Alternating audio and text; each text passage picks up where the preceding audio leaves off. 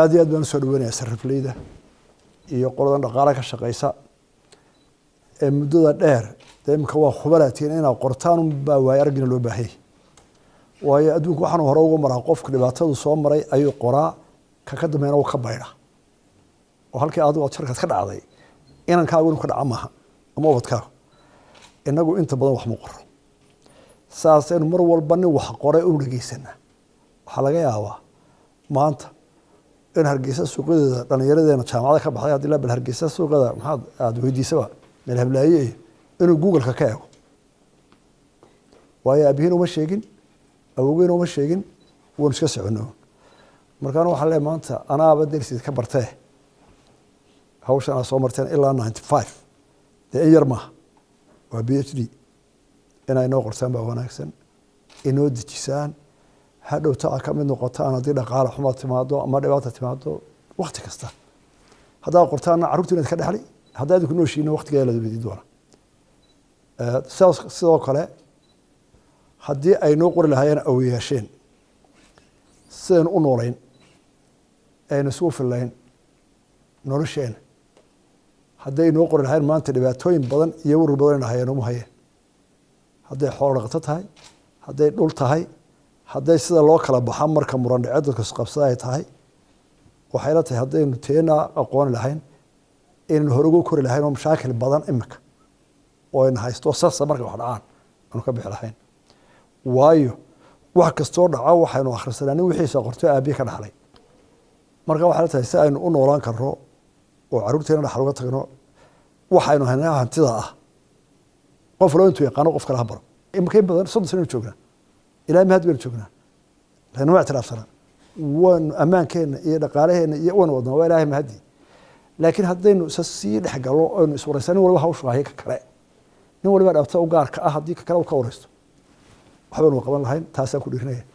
arrinta sarifka ka hadasheen aad iyo aad baan idinka mahadnaqayaa hawsha haysaana qaranka oo haysa barasho wanaagsan anu sarifka lacagta ma aqaan aadna waa igu amaanteen oo dhaqaale baa diyaar waran waxa ma dejin maba aqaan anugu nimankaasaa dejiyey wasaaradda maaliyadda xisaabiyaha guud qolada banka iskala ammaan iyo waxa ay tireen dalka qofku inaanu waxaan lahayn qaato ma aha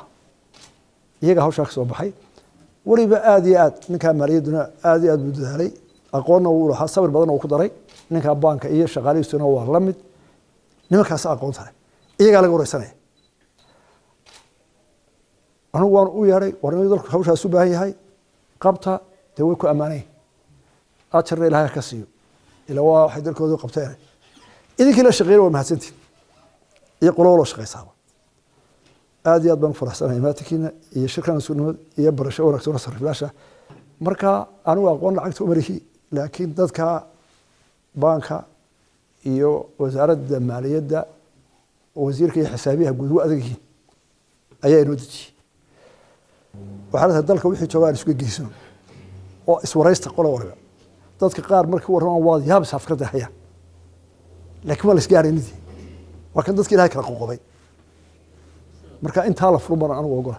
masala imika hargeyso horenu deganna qof waliba caafimaad buu ka cabanaya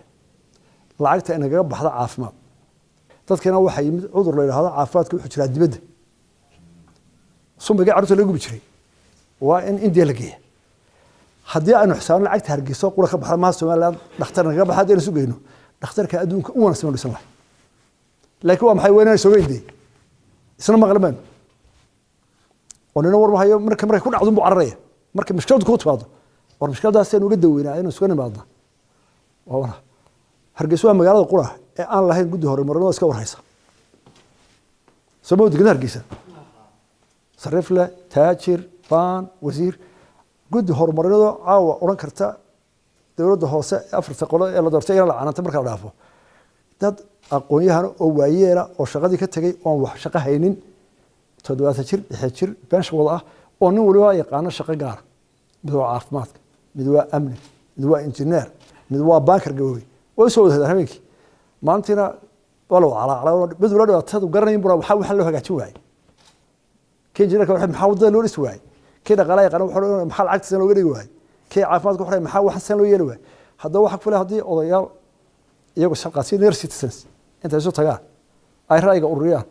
oo ninkan baanka joogaa u sheegaan wax ka dhiman oo ka dhakhtarkaa u sheegaan oo ka siyaasigaa u sheegaan marka waxyaala saa noo dhiman inaan isku qabsano isgoysano aad baa u mahadsan tihiin